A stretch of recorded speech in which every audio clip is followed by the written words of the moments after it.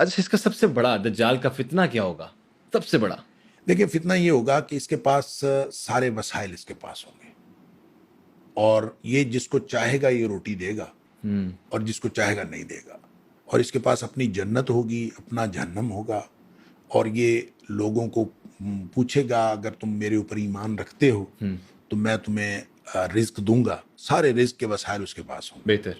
تو اگر وہ کوئی شخص اس کے اوپر ایمان رکھے گا تو یہ اس کو رزق دے گا، اور اگر کوئی شخص اس کے اوپر ایمان نہیں رکھے گا تو اس کو یہ رزق نہیں دے گا۔ ٹھیک ہے اچھا، اس پر پھر نبی پاک صلی اللہ علیہ وسلم نے ایک بات یہ بھی فرمائی کہ دجال جب ظاہر ہو جائے جی. تو تم اس کی طرف نہ جاؤ، ٹھیک.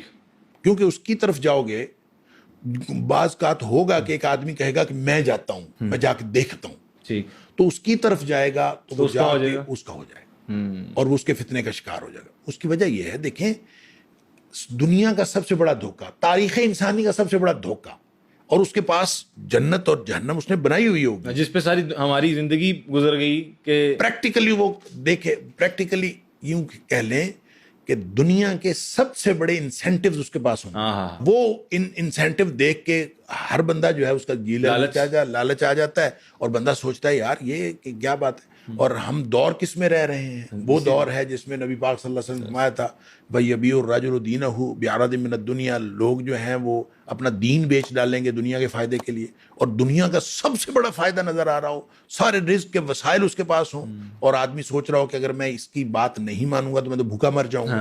اگر صورتحال یہ ہو تو آدمی کیوں نہیں اس فتنے کا شکار؟ یہ سب سے بڑا فتنہ ہے، اور بھوک جو ہے اس سے بڑا فتنہ اور کیا ہو سکتا ہے؟ ہم نے تو آج تک مجھے سمجھ نہیں آئی کہ دنیا میں ہمیں تو یہ سمجھ ہی نہیں آتی نا کہ غزہ میں لوگ بھوکے مر رہے ہیں تو ہمیں ان کے بھوکے مرنے کا احساس نہیں ہوتا، تو ہم ایک دن بھوکا رہ کے دیکھیں نا ذرا بھوک آپ کو کہاں کس پہنچاتی طرح ہے۔ لاشیں، اللہ معاف کرے، ہم دیکھ رہے ہیں آج کل غزہ فلسطین میں کیا حال ہے۔ بہرحال وہ تو مورخ جب تاریخ لکھے گا تو وہ ہمارے بارے میں کس طرح کی داستان لکھے گا اور ہمیں کیا لکھے گا یہ تو بعد کی بات ہے، اور اللہ کے ہاں ہمارا کیا حساب ہوگا یہ تو ہم نے حساب دینا ہے۔